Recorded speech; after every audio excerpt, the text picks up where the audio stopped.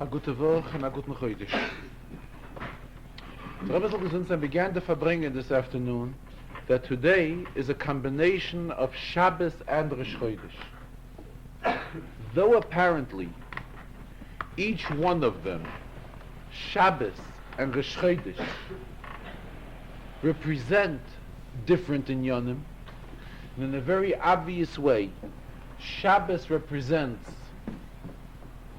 the sun, because this is the counting of the days, is Vayhi Era, Vayhi Voiker. Once it's one day and another day, and as we pass 6 days, we come to Shabbos. That is the inyan of Shabbos. And then on the other hand, Rosh Chodesh is something that has to do with the moon, with the Levana. Every time we have a new moon, that is the inyan of Rosh Chodesh. So apparently, it's two different inyan.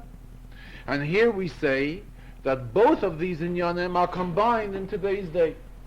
However, if we look a little bit deeper, the Rebbe continues, it is the same idea in both of them. What is the inyan of Shabbos? Shabbos contains within it the entire week. In other words, it comes Shabbos, the entire week is uplifted. Not only that, Shabbos also has its relation to the following week. As the famous expression in the Zohar, Shabbos, minei mizborchin kulu yoimen, that Shabbos gives bracha into the entire week. And as it's explained in Chassidus, based what we recite in davening, when we say the yoim, we say hayoim yoim rishon b'Shabbos on Sunday, hayoim yoim sheni b'Shabbos on Monday, which means that all the days of the week have their relation to Shabbos. The same is Rosh Chodesh. All the days of the month are included in the Rosh Chodesh, and they're all there equally. Rabbi says we cannot point out and say that a certain time of the day of Rosh Chodesh has a specific relation to a specific day in the month. It is not so. It is the entire month is represented equally and stands equally in the day of Rosh Chodesh. And Rosh Chodesh has a shaychus and contains within it the entire month, just like Shabbos contains within it the entire week. This is how we find it mitzad the inyan of Shabbos and mitzad the inyan of Rosh Chodesh. If we were to go a step further, it is brought down the same idea in both of them. Shabbos is a day of congregating, of bringing together, bringing people together. And that is what we find Vayakel Moshe, that Moshe congregated the Yidden and brought them together when on Shabbos. The same we find regarding Rosh Chodesh. Rosh Chodesh is also an opportune time for gatherings. Rabbi says whether it's because we recite Hallel on Rosh Chodesh, and the inyan of Hallel is something which calls for Roiv Hadras Melech, the more people there are, the more glory it adds to the king, or for the fact that we read in the Torah on Rosh Chodesh, or we recite the Musaf on Rosh Chodesh. But regardless, for whatever reason, Rosh Chodesh is also a day of special significance, and it's a day of gathering. What is the inyan when people gather together? When people gather together, this is an expression of Avas Yisrael. Avas Yisrael, and not only Avas Yisrael, love from one Jew to another, but Achdus Yisrael, unity amongst Yidden. This is expressed through gatherings. And especially, the Rebbe says, when the gathering is done in a place which is a shul, and the inyan of a shul is also an expression where people get together and daven in a format of a minyan, which is also an expression of achdus, expression of unity. And when we gather in a shul, we're making a Farbrengen in a shul, this all stresses the inyan of achdus in a very strong way. This, the Rebbe says, is regarding Shabbos and Rosh Chodesh. In general, irrelevant what particular month we're talking about. Now, we're talking about the month of Tammuz, which we are entering. And today we are still in the month of Sivan. And in the month of Sivan, it is the first day of Rosh Chodesh Tammuz. And tomorrow will be the second day of Rosh Chodesh Tammuz, which is already in the month of Tammuz. What does this mean? This is a combination of Sivan and Tammuz. What is this mean to us? The Rebbe says, Sivan is the third month. When we count from Nisan, Sivan is called in Gemara Yarchot Lisoi, the third month. If Sivan is the third month, then Tammuz is the fourth month. Regarding the inyan of number 3 and number 4, which in letters it is letter Gimel and letter Dalet, there's a Gemara. Gemara on the end of Masechta Shabbos tells us that there was a Dardiki, which means a youngster, a child, that interpreted the meaning of these letters, and when he came to Gimel Dalet, he explains that Gimel Dalet means Gimoil Dalim, to give. Gimel is the giver, to give Dalim to the poor. So what is the inyan of Dalet? Dalet stands for person as he's in the level of being a recipient. A Dal. Gimel, Gimoil, whatever we should say, is the one who is giving him, who is assisting him. As far as we are concerned, what is the inyan of Dalet? So the Rebbe goes a step further. There's a famous expression quoted often in Chassidus, L'maisi yodecha tichsoif, that the Rebbe has a desire. Tichsoif stems from the word desire, to the act and deed of Yidden. In other words, as we are in the level of Dalet, Dalim. In other words, Yidden, as we are standing in a madrega of being a recipient. But on the other hand, it is dafke from this level that the Rebbe gets his joy and his satisfaction when Yidden service him. L'maisi yadecha tichsei. Memele, as far as we are concerned, the month of Tammuz is the month of Geulah. This is the month when the Frierdiker Rebbe was released from prison. And as we know, the famous letter from the Frierdiker Rebbe where he writes, Loi oisi bilvad go ala kodesh baruch hu. It's not something that happened just to him personally. Ela koil asher b'shem Yisrael yechuneh. Anyone that can only be identified as a Yid has a shaychus to this yontev of Yud Beis Tammuz, and it stands for Geula to each and every Yid. In other words, this is a month of Geula, reaching out to every Yid regardless on what level he is. And here the Rebbe spoke further. What is the inyan of Geula? When one is redeemed. Geula is, as the Rebbe writes it here, Geula means that a person cannot satisfy himself, that he was taken care of, and he was released, and he is free. This is not enough. By every year it has to be in an attitude like the Rebbe teaches us, like he himself did. He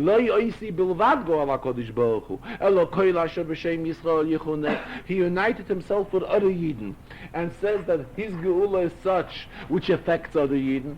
Memele, the Rebbe says, when we are preparing ourselves for Geula by demanding from the Rebbe ad Mosei how much longer will we stay in Golus, and the Rebbe should take us all out of Golus, it also has to be done in such a way, not only satisfying ourselves, but involving another Yid, and that Yid should involve another Yid, until we reach out to more and more Yid.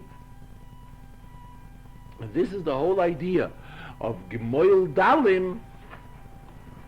In other words, as we are in the level of Dalim and Adarabe, in that level, and from that level, to reach out to the Rebishter, and this is the inyan of Geula as well. What is the inyan of Geula?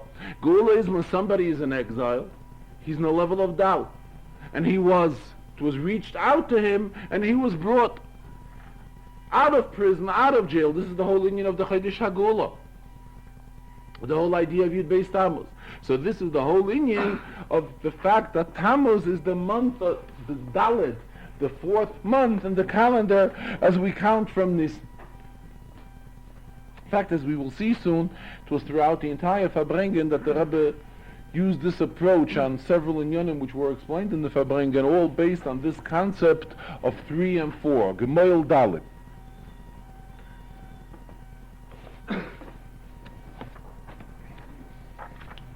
We all know the famous quotation behalf of the Alter Rebbe, that the Alter Rebbe said, "Am darf leben mit der Zeit," that we have to live with the time, and is interpreted It means with the Seder of the week.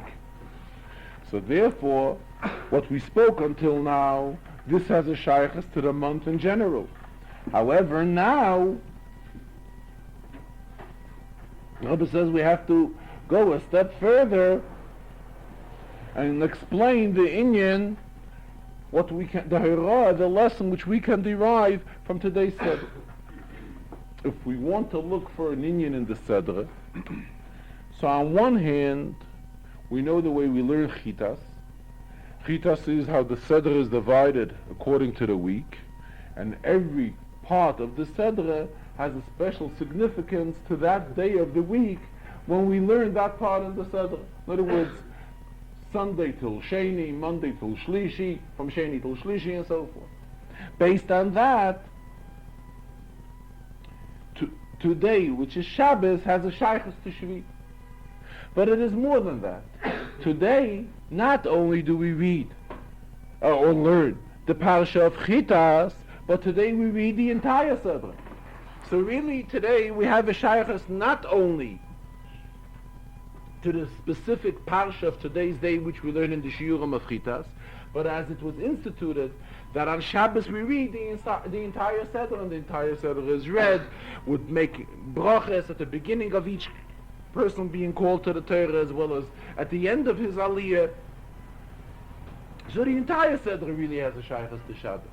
But naturally, if we want to be more specific, getting back, it is Shvi which has the strongest shaykhus to Shabbos. What is discussed in Shvi? How does Shvi begin? That the Rebbe says, V'livnei Levi. What has he given to the tribe of Levi?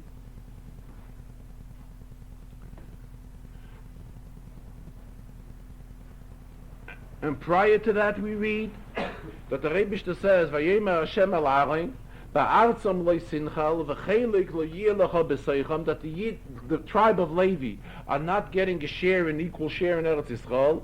And the Rebbe says, Ani chelkecha v'nachloscha b'seich b'nei Yisrael, that he, the Rabbeinu Shalom, is the inheritance which the Levium are getting amongst the.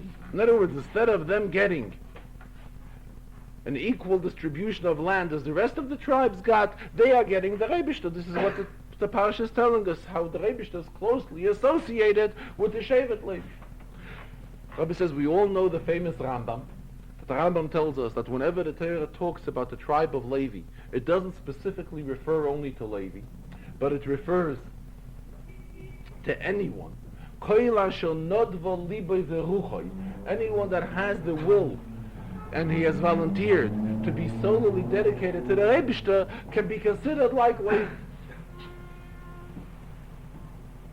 What is the inyan of Levi? The Rebbe says, Ani chelkecha v'nachloscha.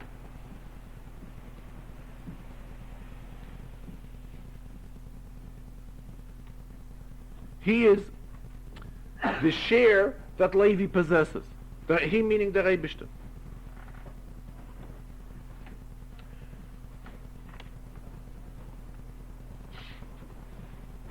Expression which the Rebbe used. What is the Torah out to stress here? That the shaykhus of Shevet Levi, and in essence it doesn't only refer to Shevet Levi, but it refers to every Yid, is in a way, is in the shape just like an inyan of Goyrel. Just like all other Shvatim, they got their part in Eretz Yisrael, they got it through a Goyrel, through a lot. So what is the Rebbe telling Shevet Levi? That Ani chelkecha v'nachloscha, I am your lot. What is the inyan of a Goyrel? When something is done through a goyrel, it's not that it came out to be so based on someone's understanding or someone's logic. It's an expression of the mailo memdida v'hagbala in Chassidish terms. In other words, above the limitations, above any type of a limitation, above any type of a boundary, above and beyond any boundary. And with this we can understand, the Rebbe continues, there's a Gemara. Gemara tells us regarding Rabbi Yochanan ben Zakkai. The famous Tana Rabbi Yochanan ben Zakkai. Rabbi Yochanan ben Zakkai expressed himself, before he passed away, he said, I do not know in what way I'm going to be taken. And who are we talking about? We're talking about somebody in a level of Rabbi Yochanan ben Zakkai. Should we say that before he passed away, he did not know where he was heading to? So Chassidus Taichis, Rabbi Yochanan ben Zakkai said, Eini yedea be'eze derech melichin oisi, meaning, he does not know Eini yedea. What means Eini yedea? Simply to interpret it, Eini yedea, he doesn't know. Here it means he doesn't know because it's a level which is above das, a level which is above our understanding and our limited understanding. He's up to a level of Eini Yedea, meaning above Tam Vadas, above Medida V'Hagbala, above limitation of understanding of and Seichel. So that is why, as far as Rabbi Yochanan ben Zakkai was concerned, the type of reward, which is the normal reward, the reward of Gan Eden, Rabbi Yochanan ben Zakkai was much higher than that. And that is why he expressed himself, Eini Yedea be'eze derech melichin oisi. Similar, I referred to what he spoke last week. Last week he spoke about the Meraglim. And he explained that the Meraglim, Chazal tell us that the Meraglim are not going to be worthy of Eilam Haba. They will not be rewarded with Eilam Haba. The Meraglim ein lahem chelek lo Eilam Haba. So the Rebbe explained last week and referred to it again this week. What does it mean they have no chelek no Eilam Haba? The Meraglim, they wanted to serve the Rebishter purely at a spiritual level. For this reason they didn't want to enter Eretz Yisrael, because they didn't want to have any shaykhs to Gashmiyas. So, the meaning that the Meraglim, ein lahem chelek lo Eilam Haba, Eilam Haba is a fixed type of a reward, a set type of a reward. They wanted to serve the Rebishter on a much higher level.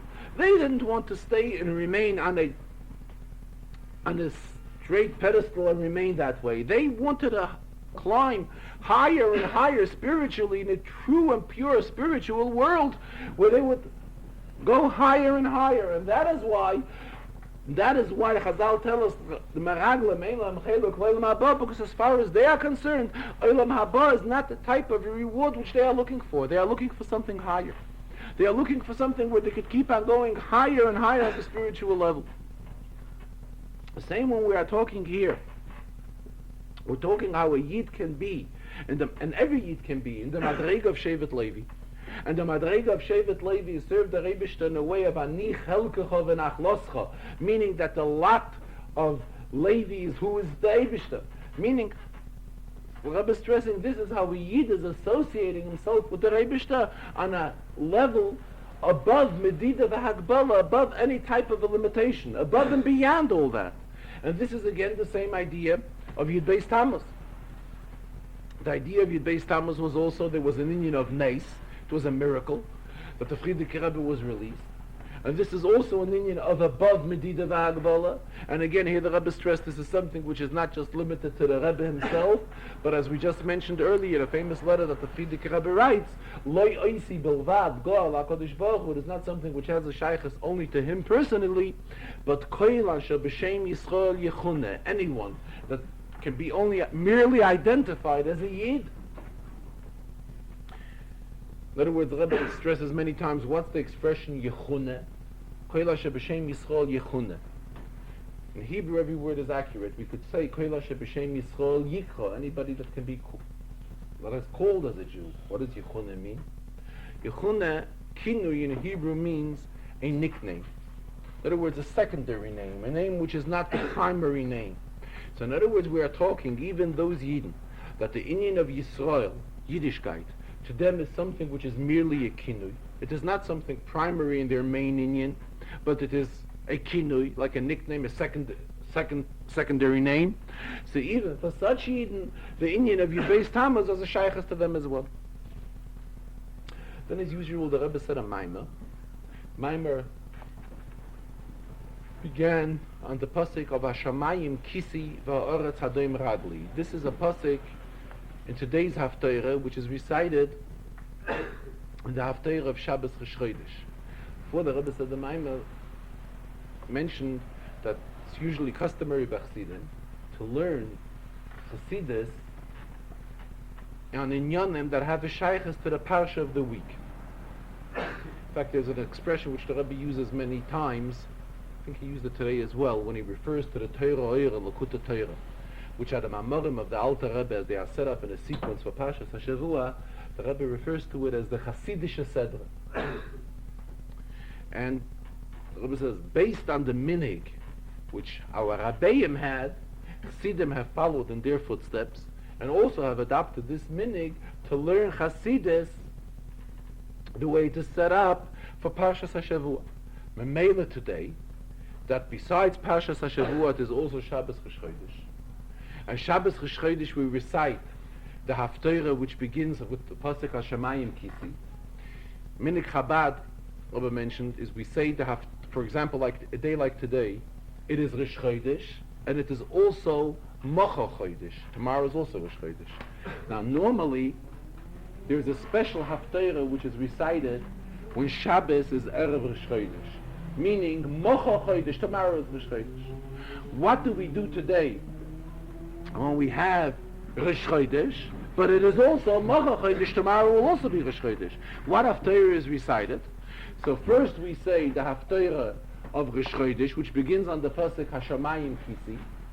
Then, after the Haftarah on the Pasuk, after the Haftarah of Shabbos Rosh Chodesh is completed, Minig Chabad is, the custom of Chabad is to say the first and last Pasuk of the Haftarah, which is recited because of Mocha Chodesh, that tomorrow is also Rosh Chodesh.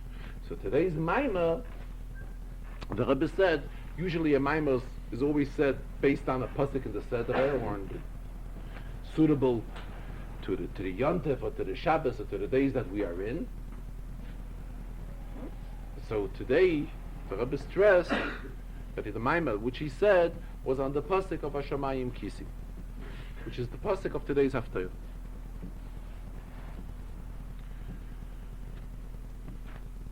It's customary in the Farbrengen that the Rebbe distributes mashke. This mashke was given in to the Rebbe before Shabbos, and it's usually given in for various types of occasions, whether it may be certain types of Farbrengens which are made here or elsewhere, or types of dedications for new Chabad houses, or special fundraising projects which take place anywhere. So usually it is somebody that is here from that specific city or that specific country, or may have a friend here, that gives in the mashke before Shabbos to the Rebbe, and it is Shabbos at the Farbrengen that the Rebbe calls over this individual and gives him a little bit of the mashke, and the Rebbe always asks that part of the mashke be distributed at the Shabbos to the Farbrengen. That is so that we shouldn't do on Shabbos, prepare from Shabbos on the weekday. So we give out part of the mashke on Shabbos as well. And the rest of it should go to whatever cause the mashke was for. And it's also the custom that everyone announces for what reason he has taken the mashke and invites everyone to participate in whatever specific event it may be. So before the Rebbe began that today, he also said that what's the whole idea of these specific gatherings that are taking place. Whenever a gathering takes place, a Hasidic Farbrengen or anything similar to it, it creates Avas Yisrael and Achdus Yisrael. When people gather together, the goal of it is that it creates more love and unity from amongst the participants. With this introduction, Rebbe says that recently, here in Crown Heights, for it here in this neighborhood, which is the neighborhood of the Frierdiker Rebbe, it has come to a point where the Avas Yisrael and the Achdus Yisrael is at such a point like it never was before. Naturally, in the negative way, he was referring to. Rebbe says it has come to a point where he's thinking, what type of a reaction should he take to all this?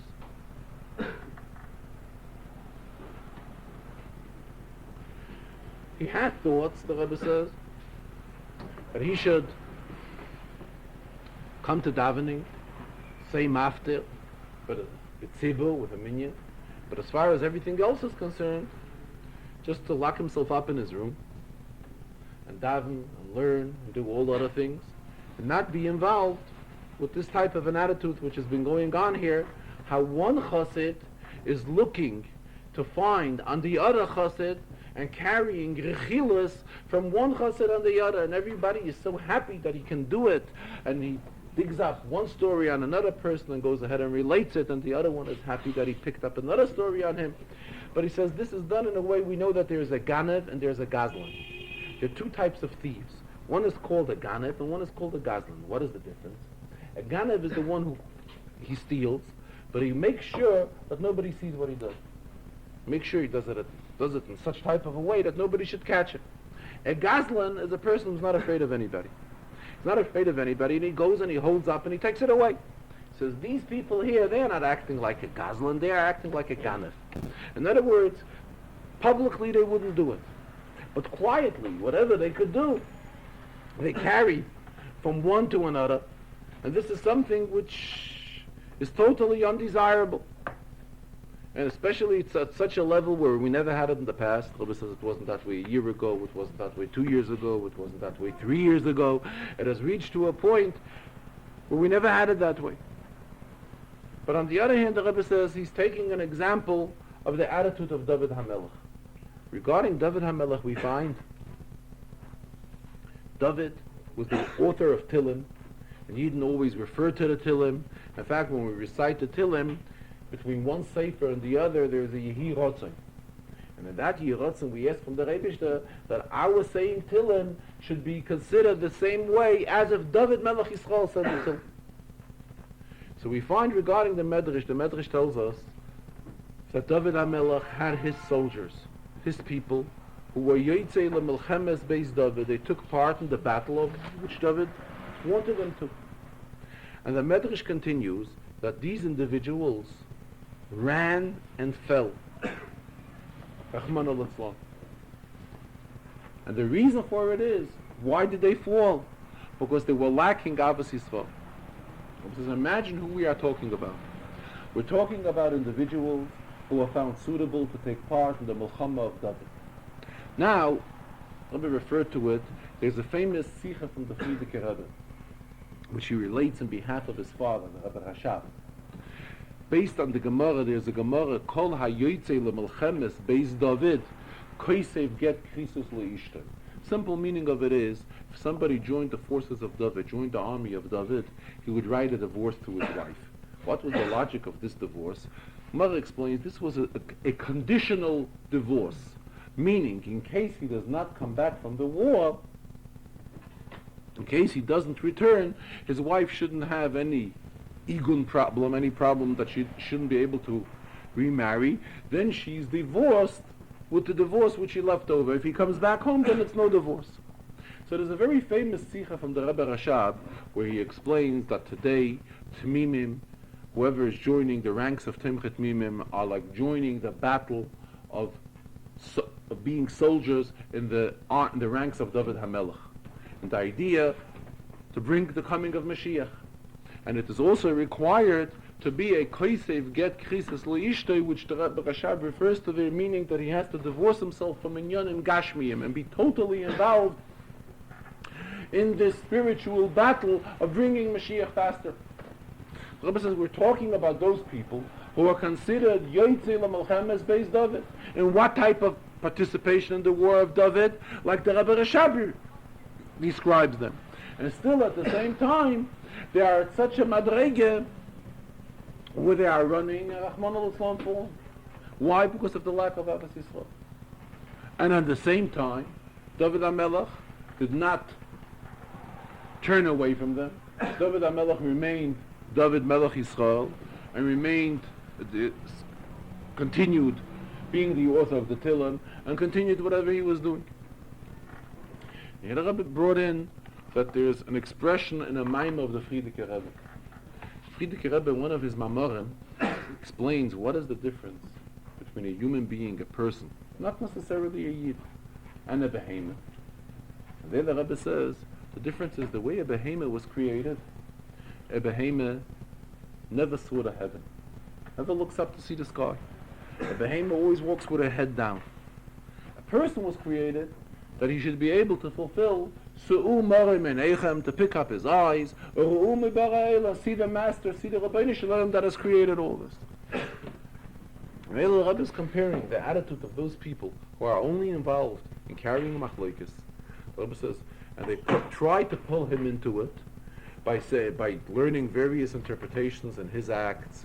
The Rebbe says whether he picked up his right hand or he picked up his left hand, such type of interpretations, or they may look for interpretations that they're looking for to protect his kavod, his honor, and so forth. The Rebbe says he hasn't asked from anyone to protect his kavod, his honor. He's not asking for all of this to be done. And to such an extent, the Rebbe says, that there are those that say that he may have allowed to be for things that are contrary to Shulchan Aruch to be done. The Rebbe says he has never allowed for anything contrary to Shulchan Aruch to happen. Everything that transpires must be only in accordance to Shulchan Aruch. Shulchan Aruch is our guide. And again, Rebbe stressed with a lot of bitterness the Agmas Nefesh. We have Avas Yisrael and Achtus Yisrael that has been going on, and all of this is amongst Chassidim, the way one Chassid is looking to carry a story on another Chassid, and another Chassid on another Chassid, and all of this is totally undesirable, and the reason he's talking about it naturally is that all of this should stop, and it's a situation which is no longer tolerable, and that is what brought him to speak about it, and urged very strongly that the attitude should be such, like it is suitable to be amongst Chassidim, a pure attitude of love and unity as it should be among Chassidim.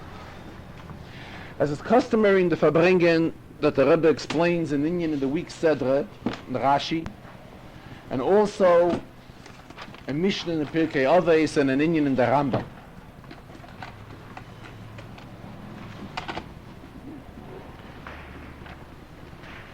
Rabbi raised the question today in Pashas Korach.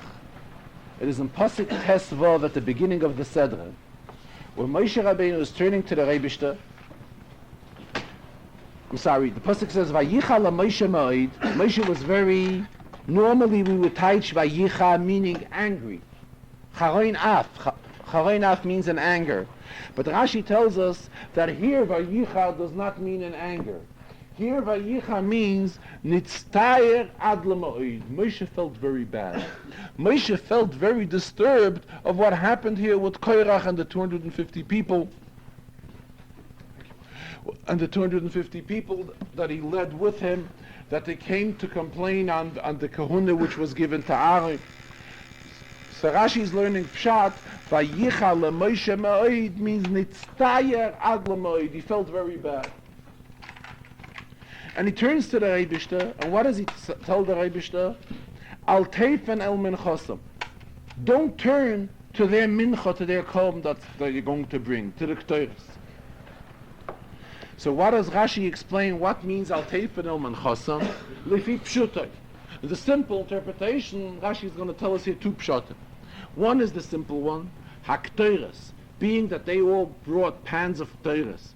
Shehem akrivim lefanecha mocha, which they're going to bring tomorrow. Al teifen aleim, don't even turn to them.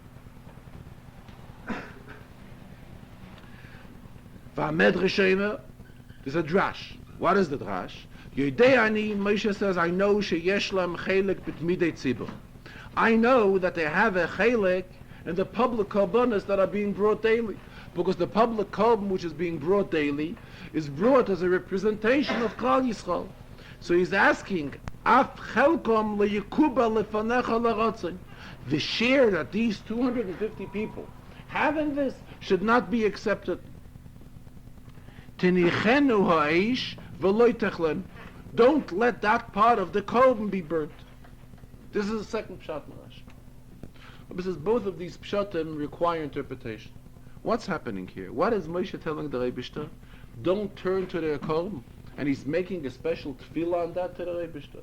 Naturally, Moshe just said, Boiker v'yoda Hashem, it'll come morning and it'll be known who is to the Rebishter and who the Rebishter has chosen. And this is the entire reason why they are bringing the Ketores to prove who was chosen by the Rebishter. So here Moshe comes in with a new tefillah. What is Moshe's tefillah? He's turning to the Rebishter, Vayomer, and he's saying, what is he saying? Vayomer al Hashem, and he's saying to the Rebishter, You know what? Al teifen el malchasam. Do me a favor. Don't turn to their mincha. Naturally, this is what this is all about. This whole thing which is going to happen here. Why are they bringing a mincha? They are bringing a mincha to prove if Moshe and Aaron are right or they are right. So this is what they are bringing it for. What is he turning to them and saying? Al teifen el malchasam. Also, let us understand what is the meaning in the second pshat. Second pshat, Rashi says it's a drash. But what does Rashi say? That being that every Yid has his share in the Korban Tzibur, the Korban Tamid, which is being brought daily, so their share should not be accepted. Rabbi says it's a klal in halacha that when a Yid contributes to the Beis HaMikdash, it has to be yofa yofa, moisra yofa yofa. He gives it away all the way in the nicest and best shape, which means it is no longer his. He has given it, and it became part of the treasury of the Beis HaMikdash. If it became part of the treasury of the Beis HaMikdash, so it's no longer his. So why is he saying their share within the Korban, within the public Korban, should not be accepted? It is no longer theirs. Once they have given it, then it became part of the treasury of the Mishkan. It has no shaykhs to them anymore. There's a public Korban which is being brought, but we do not say, obviously, that each part of the Korban has a shaykhs to each and every Yid. It became the property of the public, which means it entered a new domain. It is not that they still have some sort of a share in it. Moisra yofe yofe. They have given it away, and it has nothing longer to do with them.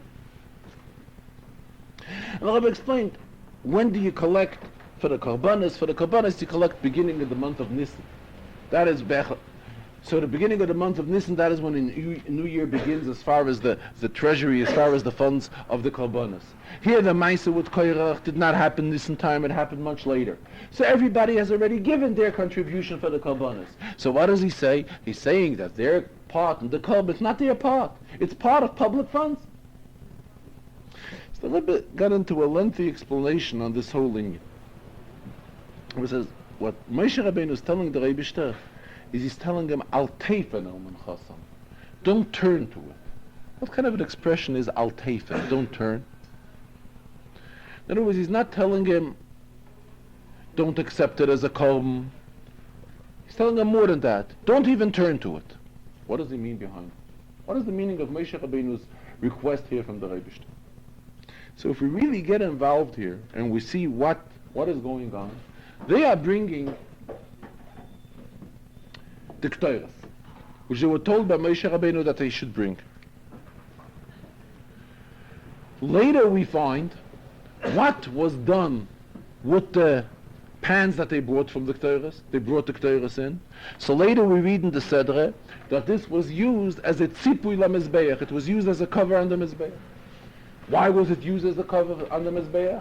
Because it possessed some kedusha in it, some sanctity in it. It was kodesh. That is why it wasn't allowed to be thrown away, but it was used as a tzipul mizbeach. And on the other hand, the Rebbe mentioned, we find an interesting Ragachava. The Ragachava says, why do we find that these 250 people died? Being that the pasuk said, "Usnu b'hein eish," they went ahead and get fire. They had to put fire under the Ketores so that the Ketores should burn. Where did they get their fire from? They got their fire from the Mizbeach. The Mizbeach is Zor, a stranger, is a stranger meaning not a Kohen, is not allowed to enter that area. And being that they did, and they took the strange fire, it was an Eish Zor, it was a strange fire to them. That is why the Ragachava says for entering that area, that is why they deserve to die. Because a Zor is not allowed to go into the Mizbeach and take fire from them. Memela, we see that on one hand, they did something undesirable, They were arguing on Moshe and on Aaron. But on the other hand, who are we talking about? We are talking about people who were Rosh Sanhedros. They were the head of Sanhedros. And we see that something positive was taken out of their Ketores, and we see that the pasuk refers to it that the Ketores had a kedusha. So it's kind of, on one hand we see that it's negative, the inyan of Ketores which they are bringing, it's something undesirable, and on the other hand we see that there is something positive within it. So being that this is what Moshe Rabbeinu as well also realized, so that is why Moshe Rabbeinu said, even though there is some kedusha in what they are bringing, there is some holiness in it. In fact, as the Rebbe Shtatak said later, that this should be used as a tzipui lemezbeach, as a cover to the mezbeach. But at the same time, Moshe is asking, Rabbeinu Shalom, I'm asking you a special tefillah. Al teifen el melchasam. Don't pay any attention to it. Don't turn to it. Don't give it any consideration whatsoever. These people, why? Because this comes as a continuation. Vayichal Moshe me'od. Moshe felt very bad. As Rashi says, Nitztaya. Why was he Nitztaya? Because they argued on Aaron, on Aaron's kahuna. They wanted to overthrow Aaron's kahuna, destroy that.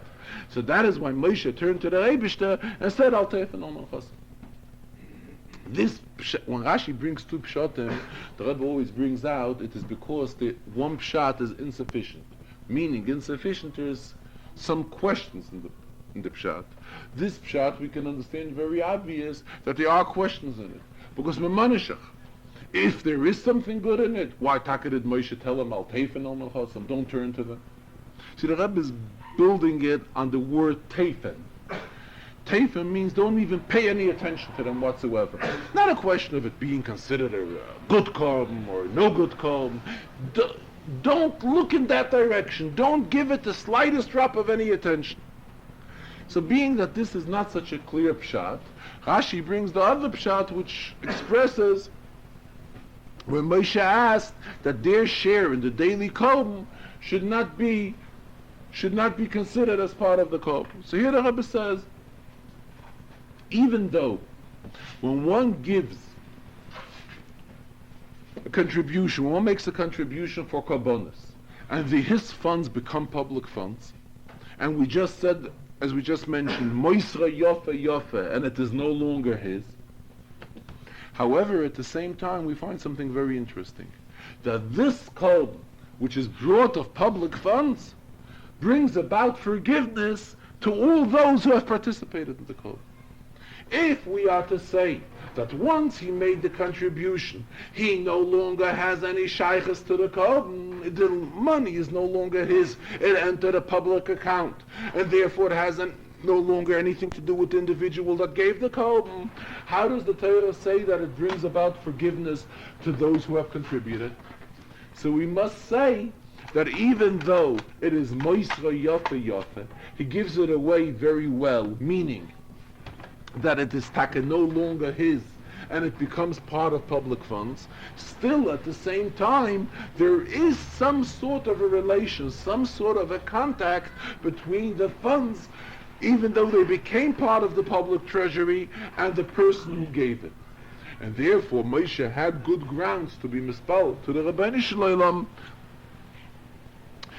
being that they are public korbanos midei tzibur, which are brought constantly, daily. Don't let their share be accepted, be willing to you in the public korban which is brought daily. Regarding the Rambam, today's Shir, the Rambam, is also an Indian that has to do with 3 and 4, which we discussed earlier. And that is regarding netar revai.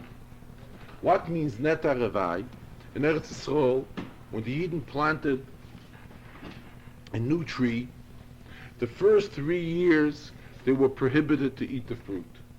And the first 3 years the fruit is called orla. Came the 4th year, it was called the netar revai, the growth of the 4th year. What has to be done with the growth of the 4th year? The individual in whose field it grows belongs to him. However, he cannot eat it at home where he resides. He has to take it with him to Yerushalayim and eat it and enjoy it in Yerushalayim.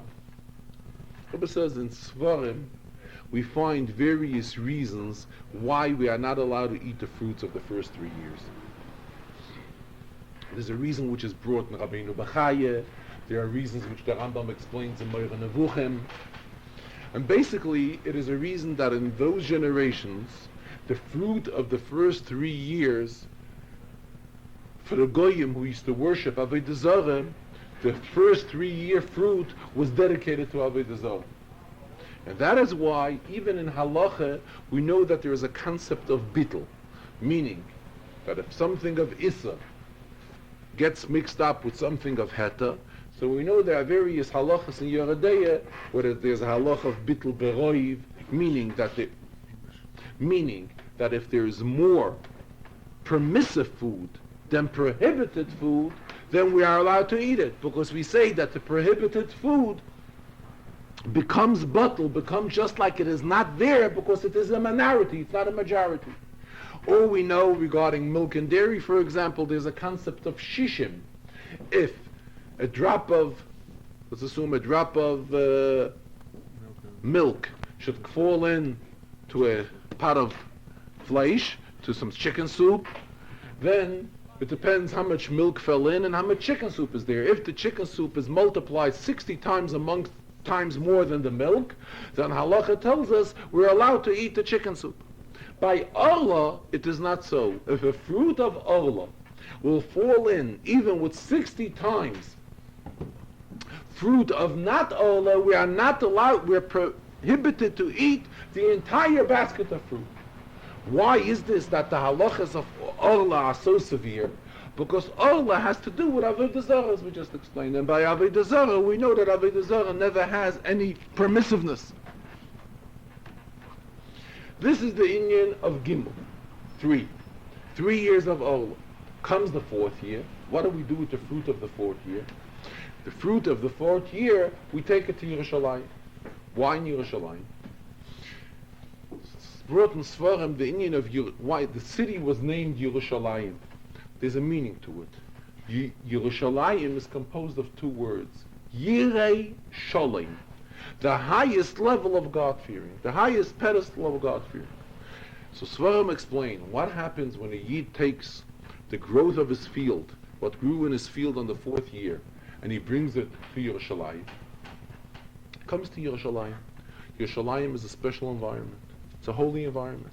What type of an environment is Yerushalayim? It's such type of an environment which brings to God-fearing, like the name of the city spells out, Yirei Sholem.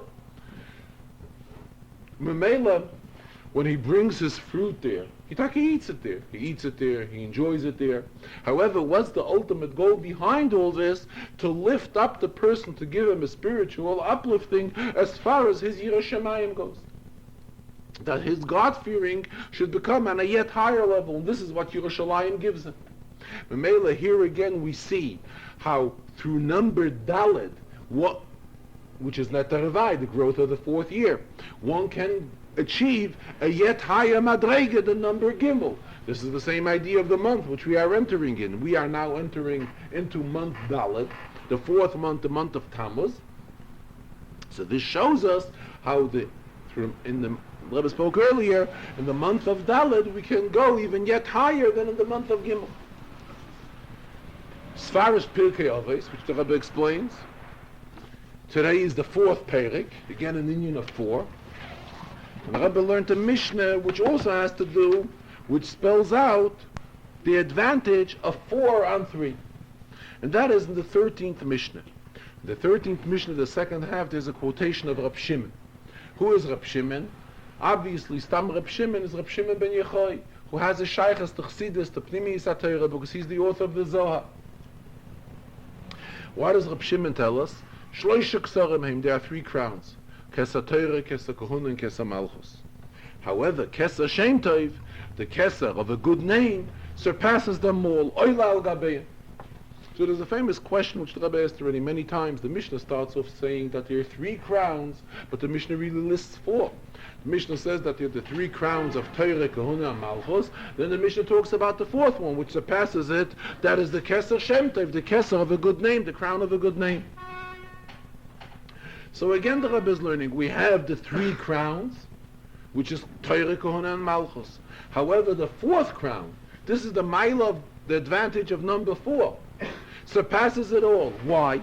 Because the 3 crowns, these, as the Rebbe explained, these are inyanim which were given from Lamaila. These are, each one of them are inyanim which the Rebbe gave. Keser Teire, Kohuna, and Malchus. However, Keser Shem Tov, this is something which a person achieves on his own. And being that this is his own achievement, that is why this number 4, the fourth one, surpasses them all, surpasses all the three. Rebbe concluded the Farbrengen that we find in the memoirs of the Frierdiker Rebbe, the Zechronos. There he writes about several individuals who carry the title Baal Shem. Many individuals before the Baal Shem Tov. Then came, who was the first one that carried the title of Baal Shem Tov? They only had the title Baal Shem. Baal Shem Tov, the first one that had that title was the Baal Shem Tov. The Baal Shem Tov's inyan is the inyan of Afatas HaMayana, spreading the wellsprings of Chassidus. This is the stress, and this Mishnah also, Keser, Shem Tov. In other words, the Rebbe is teaching this as an indication, as a remez to the Baal Shem. The crown of Shem Tov, this surpasses them all. So, in other words, above the previous Baal Shems, who they only carry the title of Baal Shem, but now it comes to Baal Shem Tov, which is the inyan of Afatas HaMayonis Chutza, which was started by the Baal Shem Tov, and we have to continue it. A gute Woche and a guten Chodesh.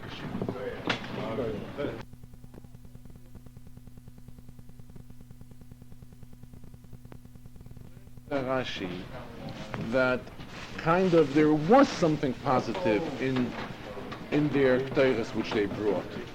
But at the same time, Moshe, from his point, begged from the Rebishter that the Rebishter should not give any consideration to it. But how does it answer the question that the whole thing was to show that Hashem chose? The whole thing was to show, Moshe is asking on something specifically. Moshe is asking, Al Teifen Lumen Chasam.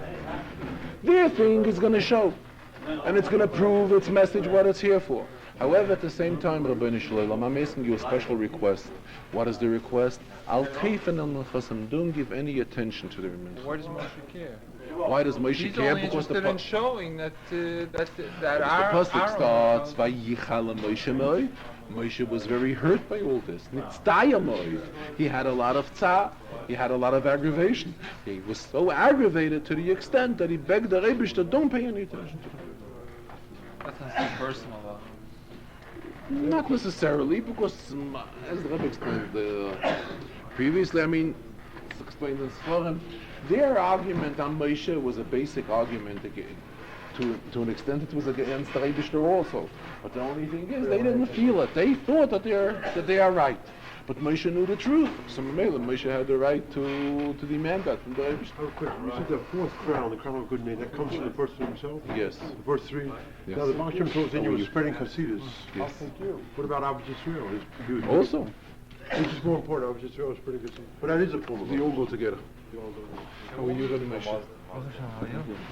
Hashem, I haven't seen you in a while. Still good winter. We recorded about the Levium, and you said something about everybody could be like Levium. Yeah, this is the Rambam, which the Rebbe quotes very often. Like, what is the meaning of a Levi? A Levi he's dedicated to the Eibishter. He's a servant of God. So the Rebbe says, Rebbe quotes it on behalf of the Rambam. The Rambam says that every Jew could really be worthy of this title of Levi. In other words, a Jew, when he puts himself into a level of being dedicated to the Eibishter, then he's considered like a Levi. But he has to... It doesn't mean... He means it in a spiritual sense. The spiritual is not the same as physical. Okay, it doesn't mean he could get the aliyah of a Levi. It means the spiritual sense I of don't Levi. mean the aliyah. I mean when a person goes out to Shemayim, is he saying that he would get the same reward as a Levi gets? Or, If he has done the spiritual job of a Levi, I mean, I don't know, we're not going to the extent of types of reward. But the idea is, when a Yid is solely dedicated to the Rebishter, this is the idea of Levi. In fact, there's a taich in Chassidus. Chassidus taich is Levi stems from the word v'yelovu elecha. It's the word of attachment. It's also the same idea. Why the Indian of Levi was he was solely attached to the Eibishter. That is why by them it was expressed in their physical daily schedule as well. But now we're talking on a spiritual level. When a Yid gets involved in Yonim of being a servant of the Eibishter, he can be considered like a Levi. okay, but didn't we know this already? What is? Excuse me? What is the chiddush that's been brought out? Because I thought this was already known. This is the Rambam. This teaching today, also in this week's Sedra, because in this week's Sedra the Pasuk is saying how the lot of Levi in Eretz is not a part of Eretz Yisrael, but the Rebishter is there, Chelik v'Nachla, the Rebishter is the Ani Chelkecha v'Nachlascha, the Rebishter is the... What is the meaning of a lot? The meaning of a lot is something which goes above the realm of nature. Not as something which is done based on understanding. It's a goyal. Choose something. It's not could it be explained rationally why it happened so and so? It can't. Same idea is as far as Avodas Hashem, it also has to be in a way of picking ourselves up above and beyond our own limitations. Similar to the concept of goyal. That's what the Rebbe teaches, the saying of Rabbi Yochanan ben Zakkai. Rabbi Yochanan ben Zakkai said, Eini yedei be'zederech melichin oisi. I don't know what way I'm being taken. What didn't Rabbi Yochanan ben Zakkai know? But Rabbi Yochanan ben Zakkai meant Eini yedei be'zederech. He picked himself up to a derech, which is Eini yedei, which is above das. Das is rational limitation and understanding of seichel. Rabbi Yochanan ben Zakkai said, Eini yedei, he picked himself up to a yet higher madrege. He has reached, before he passed away from this world, he's reached such a high madrege of Eini yedei, above Tam das, above Medida v'Hagbala. You mean he's understood Hashem? His servicing the Rebishter was above any type of a limitation. How do you use the Lashon Ezer? If you want to say any idea bederech, so Okay. maybe he didn't want to let people know that he knew which derech. This is how Chassidus teaches. Yeah. This is a problem. Yeah. Also, I was wondering what was the opinion about the Rechilus the Rebbe was talking about. I mean, I don't know. I don't want to hear the Rechilus, but I mean, he said that people go telling different stories by different, or is this Lashon Hara Bichlal? Dafka Rechilus. They're talking about the Rabbanon and